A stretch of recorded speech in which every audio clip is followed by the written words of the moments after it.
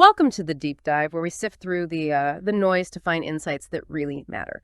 Today we're looking into a story that's, well, it's perplexing, but also ultimately really inspiring. It sort of redefines how we think about aging and vitality. So imagine Eleanor. She's 78, seems vibrant, and she genuinely thought she was doing everything by the book, health-wise. 3 balanced meals a day, lots of vegetables on her plate, taking her vitamins like clockwork. But despite all that effort, she started this really alarming decline. Uncontrollable weight loss, getting weaker and weaker. Simple tasks became huge struggles, and this mental fog that just wouldn't lift. She was starting to worry her mind was slipping away, for good. Yeah, it's a real puzzle, isn't it? A classic medical head scratcher. The symptoms were obvious, but her doctor, completely perplexed because all the standard tests, the usual blood work, everything kept coming back. It was, normal. So it wasn't some strange disease. It was just this slow, creeping deterioration. Right. And Eleanor, her family, they felt pretty hopeless. They were starting to think maybe this is just what happens when you get older. A sad, unavoidable thing. We hear that narrative a lot. We do. That sort of quiet resignation, that feeling of, well, this is just how it is. And that feeling right there, that's where our deep dive really kicks off. Because the shocking truth that came out later, it completely turns that idea on its head. A geriatric nutritionist, Dr. Sarah Chen, she figured it out. Eleanor wasn't malnourished in the way we usually think of it, like not getting enough calories. No, it was. Her body, her aging body, it just wasn't absorbing or using the nutrients from the food she was eating properly. Exactly. It wasn't an intake problem. It was an uptake problem. Yeah. And this isn't some super rare thing either. This kind of hidden nutritional gap, it affects a huge number of seniors. What was the figure? Nearly 40% of people over 70. 40%. That's massive. It really is. And, that number is probably lowballing it. Because, like you said, standard tests often miss these more subtle changes. These shifts in how an older body actually, pulls the goodness out of food. It's fascinating, really. Because mainstream medicine is often looking for, say, deficiency diseases, the big ones, or maybe obesity. But this middle ground, where people are eating, maybe even eating healthy foods, but their cells aren't getting the benefit, that often gets missed. It's not just what goes in the mouth, it's what actually makes it into your system, into your cells. Right. So if it's affecting so many people, why isn't this front and center in senior care? Why does it feel like, kind of a secret? Well, that's exactly what we're going to unpack today. We're diving into what Dr. Chen calls the 7 secrets of senior nutrition. And these aren't just, random tips. They're really crucial strategies backed by science designed to help people reclaim that vitality, that independence after 70. And the best part, it's not about buying loads of expensive supplements or following some ridiculously complicated plan. It's about understanding these simple daily habits that actually work with your body as it changes instead of fighting against it. And we'll follow Eleanor's story, her transformation, because it shows just how powerful these principles are, how they can quite literally bring someone back. Okay, so let's kick things off. The first big idea, the foundational piece really, is understanding a fundamental shift that happens as we age. It's something Dr. Chen explained to Eleanor right at the start, and honestly, it was a real eye-opener for me too. Your digestive system at 70 is just fundamentally different than it was at 50, or even 60. So thinking you can just keep eating the same way you always have, that's not just, naive. It can actually speed up aging. It can contribute to the very problems you're trying to avoid. That's absolutely right. The key physiological change we're talking about is a drop in stomach acid, hydrochloric acid, and also digestive enzymes. And it's often not just a little dip. For many people, it's quite significant. It happens because the cells in the stomach lining that produce acid, the parietal cells, they can shrink or just become less efficient over time. It's called parietal cell atrophy. Think about it like trying to run a chemical reaction but missing a key ingredient, a catalyst. Without enough stomach acid, food, especially protein, doesn't get broken down properly. It messes up the conversion of pepsinogen to pepsin, which is step 1 for protein digestion. So you end up with large undigested bits. If the food isn't broken down, your body just can't pull the nutrients out, which leads to all sorts of deficiencies, even if you're eating, the right stuff. Missing a key catalyst. Yeah, that's a great way to put it. So it's not just what you eat. It's really about when you eat it and how ready your body is to handle it. Is that right? And this leads us straight into secret 1, strategic meal timing and digestive support. The idea here is basically lining up your food intake with your body's natural digestive power, its fire, which apparently has its own rhythm. It does, yeah. Think of your digestive system having peak operating hours. Generally, stomach acid and enzyme production are strongest earlier in the day. They tend to kind of wind down as the day goes on. So logically, it makes sense to eat your heavier, protein-rich foods, the ones that need that strong digestive environment earlier, say breakfast and lunch. Doing that can make a huge difference in how well they're broken down and absorbed. It's not about restriction, it's just optimizing. For Eleanor, just shifting her main protein meals earlier in the day, that alone made a difference she could feel pretty quickly. Her body could finally get those amino acids. That makes so much sense. Give the body the tough jobs when it's strongest. And Dr. Chen had another tip for Eleanor, something really simple, but wow, apparently very effective. A glass of warm water with about a tablespoon of apple cider vinegar ACV, maybe 15 minutes before meals. Now, I know ACV gets hyped for everything under the sun, right? But in this context, for digestion, the logic seems sound. It's not magic, but it helps sort of pre-acidify the stomach. Give that natural digestive fire a little boost, especially for breaking down nutrients. Exactly. It helps prime the pump, so to speak. And look, for people who find ACV a bit harsh or maybe they have reflux issues, there are other ways. You could use a good digestive enzyme supplement, one with a broad range: protease for protein, lipases for fat, amylases for carbs. Take it just before you eat. Or even simpler, adding some bitter greens to your meal, like arugula, radicchio. Or using digestive bitters, those herbal tinctures. They can naturally stimulate your own stomach acid. The whole point is to gently help your system work more efficiently. Because when nutrients aren't absorbed properly, like with Eleanor, you see that cascade effect. Weight loss, muscle weakness, that mental fog, it all connects back. Poor digestion means deficiencies, which impact energy, immunity, even things like hair and skin health. Wow. So for you listening, this really means thinking beyond just the food itself. It's about helping your body get the goodness out of the food. It's not just about avoiding heartburn. It's making sure your healthy choices actually count, that those vital nutrients don't just pass right through, leaving your cells hungry. It's a real foundational shift, optimizing your body's engine, basically. Okay, so building on that idea, digestive efficiency impacting absorption, it makes you wonder about specific nutrients. Which ones get harder to access? And maybe the most critical one, the one that's most misunderstood when it comes to aging, is protein. Which brings us perfectly to secret 2, the protein paradox. Expert, you mentioned something earlier called anabolic resistance. That sounds like a major hurdle for seniors trying to stay strong. It really, really is. Anabolic resistance isn't just jargon. It's a significant physiological change. Imagine trying to build a brick wall, but the bricks feel heavier and the mortar doesn't stick as well. That's kind of what happens in your muscles. As we age, our muscle cells become less sensitive to the signals that tell them to grow and repair. There's a key pathway called the mTOR pathway. Think of it as the main muscle building switch. It just doesn't respond as readily. So for a younger person, a smallish amount of protein might be enough to flick that switch to start muscle protein synthesis. That's the building process. But for an older adult like Eleanor, that same amount, it might barely register. So even if someone thinks they're getting enough protein based on old guidelines, their body isn't effectively using it to maintain muscle. And that leads to that slow, sneaky loss of muscle mass and strength, we call sarcopenia. It also impacts bone density. Right, so our muscles sort of develop selective hearing for that growth signal, and we need to shout louder. Is that the idea? And this is where Dr. Chen really challenged the standard advice. The old recommended daily allowance for protein, especially for seniors, is often just too low. Dangerously low in many cases. Because it didn't account for this anabolic resistance, these unique needs of aging bodies. So she advocates for something she calls the protein pulse strategy. What's that about? The protein pulse is, well, it's a game changer, frankly. Instead of just sprinkling protein through the day in small bits, the idea is to hit a specific threshold at each main meal. We're talking about 25 to 30 grams of high-quality protein all at once. That amount, delivered in a pulse, seems to be strong enough to really trigger that muscle protein synthesis response, to overcome the resistance. It's like giving your muscles a clear, loud signal. Okay, time to build and repair, not just a whisper they might ignore. And this isn't just about muscles. It helps bones, supports the immune system, even helps with wound healing. It's critical. Okay, 25 to 30 grams per meal. That's a concrete target. Yeah. So Eleanor started aiming for that. Things like maybe 3 eggs at breakfast that gets you close, or a decent piece of fish or chicken at lunch, then maybe lentils or beans or quinoa at dinner, making sure she hit that target each time. Exactly, using high-quality sources that have all the essential amino acids. But it wasn't just about the amount of protein, right? Dr. Chen also talked about nutrient synergy, basically, smart food pairing. Yes, this is another layer of optimization.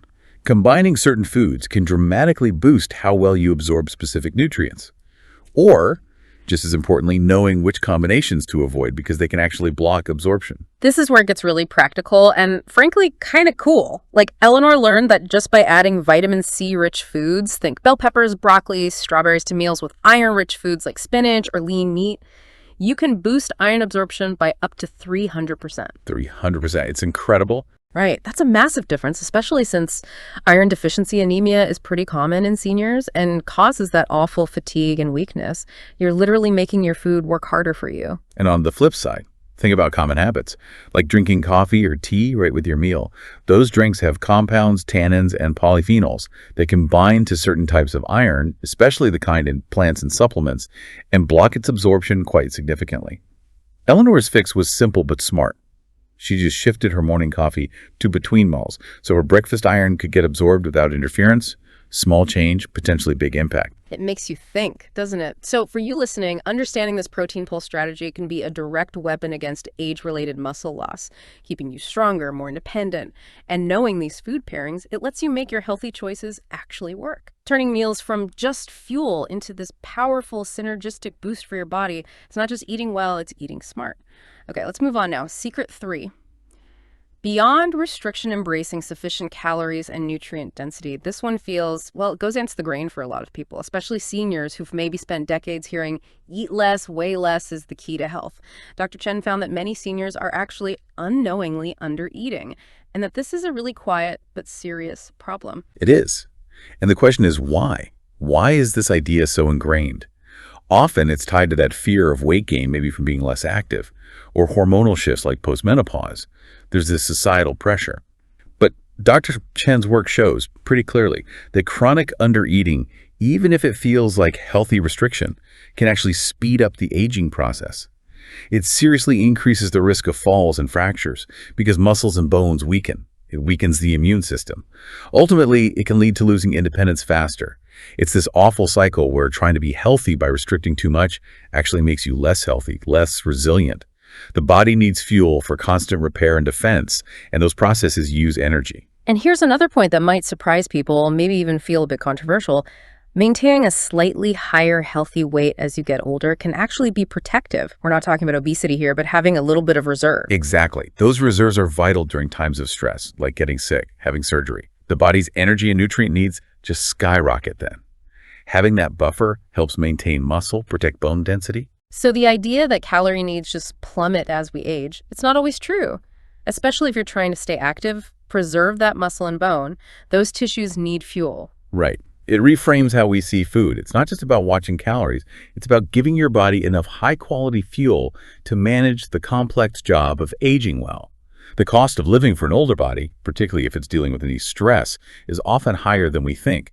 Underfueling is like putting the body under constant low-grade stress. It slows metabolism, causes muscle breakdown. It really hampers its ability to repair itself. Okay, so if undereating is risky, how do we make sure we're getting enough fuel without just, eating piles of junk? That brings us to the second part of Secret 3. Nutrient density per bite and power combinations. The idea is simple. Make every mouthful count. Choose foods that pack the biggest nutritional punch. Get what you need without having to eat huge volumes or restricting dangerously low. And this is where those power combinations shine again. Foods that work together synergistically so the combined effect is greater than the sum of the parts. Dr. Chen had Eleanor making these specific smoothies, for example, not just fruit juice and ice. Think Greek yogurt, great for protein, probiotics. Berries, antioxidants galore. Spinach, folate, vitamin K, iron. Avocado, healthy fats, potassium. Ground flaxseed, omega-3s, fiber.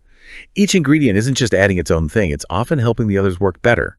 Like the healthy fat in avocado helping you absorb the vitamin K from the spinach, which is crucial for bones. And here's another brilliant little tip, an absorption multiplier anyone can use. Adding just a tiny pinch of black pepper, along with a little healthy fat, to meals that have turmeric or other anti-inflammatory spices. It can increase the absorption of those beneficial compounds like curcumin in turmeric by up to 2,000%. 2,000%, it's astonishing. Isn't it? You're making that healthy spice exponentially more powerful with just 2 everyday ingredients. The piperine in black pepper boosts curcumin's bioavailability. And the fat helps because curcumin is fat-soluble. It's like unlocking the food's hidden potential. It really shows that nutrition isn't just about listing vitamins. It's about these complex interactions. These pairings aren't random. They're based on real science about how nutrients work together. And that can make the difference between food just being calories and food being powerful medicine for your body. So for you listening, the takeaway here is rethink your relationship with food. It's fuel for vitality, not just calories to cut. Learn how these smart combinations can turn your meals into potent support for your aging body, giving you energy and nutrients without that fear or harm of eating too little. Okay, let's shift gears to Secret 4, the hydration imperative water as a nutrient transport system. This one feels basic, but it's so often overlooked, and it's absolutely critical, especially as we age. We're talking about chronic dehydration. It's like a silent saboteur. Yeah, and what's really interesting is how age-related changes conspire to make this so common. First, our actual sense of thirst. It tends to decline as we get older. The receptors in the brain that signal, hey, you need water, just aren't as sensitive, so you might not feel thirsty even when you are. And second, totally understandably, many seniors deliberately drink less, especially later in the day, to avoid getting up multiple times at night. Sleep disruption is a big concern. So you put those two things together, less thirst signal, conscious restriction, and you get widespread, often unnoticed, low-level dehydration. And the effects go way beyond just a dry mouth, right? Water is critical for, well, almost everything. It transports nutrients around the body, gets waste out via the kidneys, lubricates joints, regulates temperature, and it's absolutely essential for brain function. Absolutely vital. Even mild dehydration can show up as confusion, fatigue, dizziness, headaches, constipation. All things that people too often just write off as, oh, I'm just getting older. Exactly. That's the trap. Because the symptoms are common. The underlying cause, simply not enough fluid, often gets missed. And that just perpetuates the problem and can lead to other issues. For Eleanor, that mental fog, the dizziness, getting her hydration right was a key part of clearing that up. Staying hydrated can prevent hospital visits, improve thinking, even cut down the risk of falls. It's that important. So, okay, the fix isn't just drink more water randomly, right? Secret 4 is about consistent enhanced hydration. Tip 1 is simple. Sip water steadily throughout the day. Don't try to gulp down huge amounts all at once to catch up. Right. Your kidneys can only handle so much at a time. Small, regular sips are much better for actually getting the water into your cells. Think steady drip, not flood. And here's that enhancement Dr. Chen recommended. A simple but powerful tweak. Add just a tiny pinch of good quality sea salt and a squeeze of lemon or lime to your water. It does more than just taste better. It creates a natural electrolyte solution. Forget sugary sports drinks. This gives you a bit of sodium, potassium, magnesium minerals that help your body hold on to and use the water at the cellular level instead of it just flushing through. It helps nerves and muscles too. Good tip. And don't forget you can eat your water too, right? Eleanor started consciously adding water-rich foods, things like watermelon, cucumber, obviously soups and broths, herbal teas, even oatmeal because it absorbs so much water when you cook it. Yes, those all count towards your daily total and make it feel less like a chore. Now, here's another really crucial layer, especially for seniors. Medication awareness. So many common medications can interfere with hydration or nutrient absorption. It's another hurdle. For example, diuretics for blood pressure. They can deplete potassium and magnesium. Acid blockers for reflux. They can hinder B12 and calcium absorption. Some other blood pressure meds affect potassium too. Wow. So being aware of potential side effects allows you and your doctor to be proactive. Maybe you need a specific supplement, or you adjust the timing of meds and meals. It's about managing those interactions. Okay, so for you listening, hydration isn't just a footnote. It's fundamental. It prevents those symptoms that mimic aging, and it makes sure your body can actually use all the good nutrients you're eating. Simple, but incredibly powerful for vitality and clarity. All right, moving right along to Secret 5, strategic snacking fueling between meals. This tackles that classic dilemma. Either you skip snacks, get overly hungry, and then grab whatever's easy, usually not the best choice, or you just snack on autopilot, often on things that don't really nourish you. Yeah, snacks get a bad rap sometimes, don't they? Seen as empty calories or diet wreckers. But Dr. Chen showed Eleanor that strategic snacking, done right, is actually a really powerful tool for seniors. It helps keep blood sugar stable, avoiding those afternoon energy slumps. It keeps energy levels more consistent overall. And, importantly, it gives you extra chances to sneak in key nutrients that might be hard to fit into just 3 meals. It's proactive fueling, not just reactive eating. Exactly. Turning a potential weak spot into a strength. The why is clear. Steady energy, helping maintain muscle between meals, keeping metabolism humming. And the what is key too. The ideal snack combines protein, healthy fats, and a bit of complex carbohydrate. That combination provides sustained energy release, helps you feel full, supports muscles, keeps the brain happy. So what does a power snack look like? Dr. Chen gave Eleanor some great, simple ideas. Things like apple slices with a spoonful of almond butter, maybe a dash of cinnamon, balances the fruit sugar, or a small pot of Greek yogurt with berries and a few walnuts. Hummus with veggie sticks, carrots, cucumber, peppers, even a small piece of good cheese with a couple of whole grain crackers. They're like mini meals, really nutrient focused. But it's not just what you snack on, it's when, right? The timing matters. Eleanor found that having a small snack, one rich in protein and healthy fat, maybe a couple of hours after lunch, it just wiped out those afternoon energy dives she used to get. Yeah, it's proactive. Stops the slump before it starts, so you don't end up reaching for sugary quick fixes later. And here's a really interesting one, something that surprises a lot of people. Dr. Chen actually recommended a light snack, again with protein and healthy fat, about an hour before bed. Before bed, doesn't that interfere with sleep? Not necessarily, if it's the right kind of snack. And the reason is fascinating. It helps prevent muscle breakdown overnight. Remember anabolic resistance. Older adults tend to lose muscle more quickly during that long overnight fast. A small strategic snack provides a slow release of amino acids and fats, potentially protecting muscle tissue while you sleep. It might even help with sleep quality for some and support repair processes. Wow, protecting muscle even while you sleep. That's thinking ahead. So, for you listening, don't let hunger lead to bad choices or energy crashes. Think of snacks strategically. They're powerful mini meals to keep you stable, support your muscles, keep your brain sharp, and boost overall nutrition. Another layer of smart self-care. Okay, next up is Secret 6. Embracing healthy fats, brain power, and hormone balance.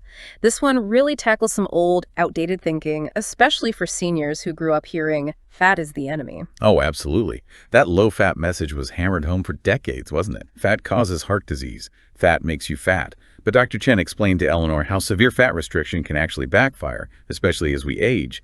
It can contribute to things like depression, anxiety, cognitive issues, even hormonal imbalances that mess with sleep, mood, immunity.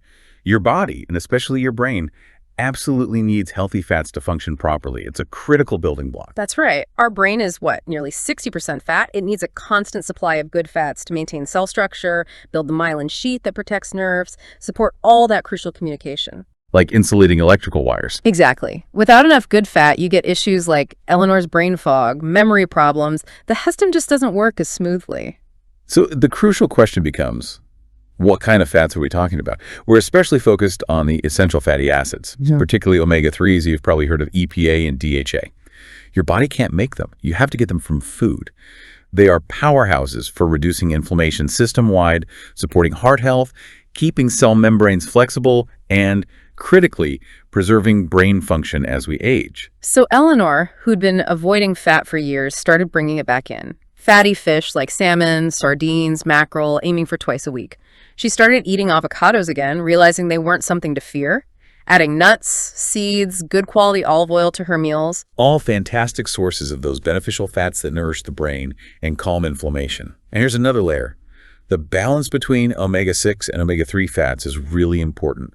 A lot of processed foods, restaurant meals, they're loaded with omega-6s, often from cheap vegetable oils like corn or soybean oil. These tend to be more pro-inflammatory.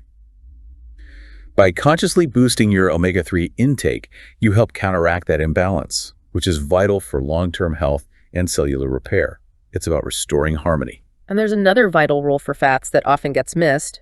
Absorbing certain vitamins. Right. Vitamins A, D, E, and K, the fat-soluble vitamins, they literally need dietary fat to be absorbed properly. This explains something baffling for Eleanor. Her vitamin D levels were stubbornly low, even though she took supplements religiously. Turns out she was taking them with her fat-free breakfast. So the vitamin D just wasn't getting absorbed effectively. She needed to take it with a meal containing some fat. Such a simple thing, but it made the supplement useless. It shows how interconnected everything is. You can do one thing right, like take a vitamin. But if another piece is missing, like the fat to absorb it, it doesn't work. Understanding that synergy is key. So for you, the listener, Healthy fats are your friends. They are essential for your brain, your hormones, and for unlocking the power of other vital nutrients. Embrace sources like fatty fish, avocados, nuts, seeds, olive oil. You're giving your body foundational support for thinking clearly, feeling balanced, and staying healthy. Okay, we've reached the final secret, secret 7, fueling for repair, the power of adequate calories. And this one, as you said, might be the most counterintuitive. It goes directly against that ingrained idea of eat less as you get older. It really does, because so many seniors do unconsciously restrict calories, truly believing it's the healthier path. And while some research on caloric restriction shows benefits for younger adults, Dr. Chen and others argue strongly that those benefits don't just automatically apply to seniors. Wow. In fact, it can be harmful. Why the difference? Well, seniors just have different needs. They might be dealing with medications affecting appetite or absorption. Their sense of taste and smell might decline, making food less appealing. And crucially, they actually need more nutrients and often adequate calories for healing, for keeping their immune system strong, and especially for fighting that muscle loss, that anabolic resistance we talked about. Underfueling at this stage is really risky. So what are the specific dangers of not getting enough fuel as a senior? It can seriously slow down metabolism. It accelerates muscle loss, weakens bones, it hampers the immune system, making you more susceptible to infections. It causes fatigue, low energy. Basically, it puts the body in a constant state of stress and breakdown, undermining its ability to repair and thrive, leading to increased frailty, slower recovery from illness or injury, just a lower quality of life. Right. So secret 7 isn't just about calories. It's about adequate calories for maintenance and metabolic flexibility. Dr. Chen talked about metabolic flexibility. What does that mean? It's basically your body's ability to switch efficiently between burning carbs and burning fats for energy, depending on what you're doing and what you've eaten. When you consistently undereat, your body loses that flexibility, gets stuck in a sort of low-gear, energy-conserving breakdown mode. Giving it enough quality fuel helps restore that adaptability, making your metabolism more efficient and resilient. And when Eleanor finally started eating enough regular, balanced meals with adequate calories from nutrient-dense foods, the change was incredible. It wasn't just that she stopped losing weight. Her energy stabilized. The fatigue vanished. She slept better. Her mood lifted. And interestingly, her body composition improved. She actually gained muscle and lost some fat. She was finally giving her body the resources it needed to repair and function optimally. So it's not about just eating more, it's about eating enough of the right things, respecting what your body actually needs now. Underfueling can be just as damaging, maybe even more so, than overeating for seniors trying to stay independent and feel good. Exactly. It's about intelligent support for your body's changing systems, an active partnership. So for you listening, the big message here is don't be afraid to eat enough. Giving your body the right amount of high-quality fuel is the foundation for repair, for energy, for keeping everything working well so you can live vibrantly for years to come. And the results for Eleanor, applying all these secrets, they really speak for themselves. Her transformation wasn't just noticeable, it was, frankly, astounding. Within just 6 weeks, the difference was huge. That crushing fatigue, gone, replaced by actual sustained energy. That awful brain fog she'd been living with, it lifted. She felt clear-headed, focused again, and she started regaining weight, but the right kind muscle. Her family really saw the change. She was back in conversations, laughing, engaging with life again. They got Eleanor back. Even her doctor, the one who was initially stumped, he was amazed. He actually admitted he learned more about effective senior nutrition from watching Eleanor than from his medical training, which, he said, focused more on treating diseases after they appear, not so much on this kind of proactive, targeted nutritional optimization. That says a lot, doesn't it, about how overlooked this can be. And the objective proof was there too. Her blood tests improved protein levels up, inflammation markers down, better vitamin and mineral status. Her bone density, which had been declining, it stabilized. That's huge. And things like grip strength, balanced key indicators of frailty and fall risk, they significantly improved. She felt safer, more confident moving around. These were real, measurable gains against the clock. She even started enjoying cooking again, something she'd given up on when she felt so low. Preparing these nutrient-dense meals became part of her recovery, part of feeling empowered. And she started sharing what she learned, her recipes, her story, with friends who were facing similar struggles but had just accepted it as getting old. It just reinforces that powerful message. Decline is not inevitable. It's often a sign that nutritional needs aren't being met in the right way. Smart nutrition tailored to an aging body can absolutely lead to reclaimed energy, independence, and a much better quality of life. It's about understanding your body's changing language. And the really great thing, these strategies aren't complicated or wildly expensive. They don't need fancy supplements or impossible diets. What they need is understanding, consistency, and just deciding to prioritize your nutritional well-being. Eleanor started this at 78, facing a real health crisis. Her story proves it's absolutely never too late to make these changes. So just take a moment now. Imagine yourself, maybe 6 months down the line, you've been consciously applying these strategies, the ones that helped Eleanor so much. Picture waking up feeling genuinely rested, with energy that lasts all day. No more of those afternoon slumps, maybe. Yeah, imagine really enjoying your meals again, knowing that the food isn't just tasty, but it's actively making you stronger, feel more vibrant with every bite.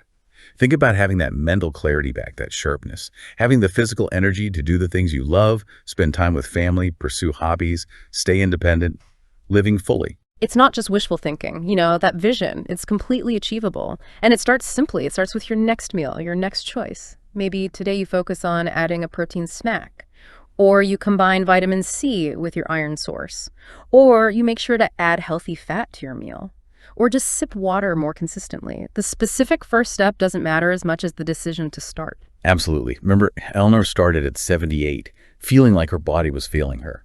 If she could turn things around with this knowledge, you can too. No matter your age, no matter where you're starting from, your body has this incredible ability to heal and adapt when you give it the right support.